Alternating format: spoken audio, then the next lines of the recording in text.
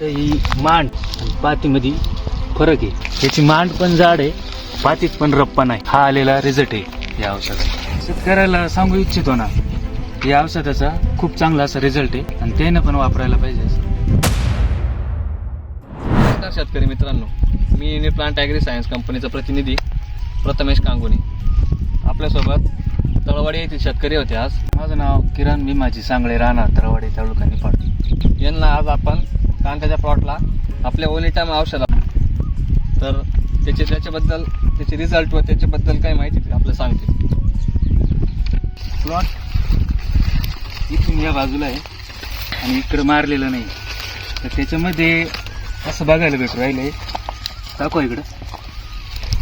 इथं ही मांड आणि पातीमध्ये फरक आहे. तर इकडे घ्या. याची मांड पण जाड आहे, पातीत पण रप्पा नाही. हा आलेला रिझल्ट आहे या औषधाचा. तुम्ही बाकीच्या आपल्या तळवाड्यातील शेतकऱ्यांना काय सांगताल? शेतकऱ्याला सांगू इच्छितो ना, या औषधाचा खूप चांगला असा रिझल्ट आहे. तुम्ही घ्याल स्वतः? हा, आम्ही घेणार, वापरणार आणि त्यानं पण वापरायला पाहिजे. असं रिझल्ट खूप चांगला. बरं, ठीक आहे, धन्यवाद.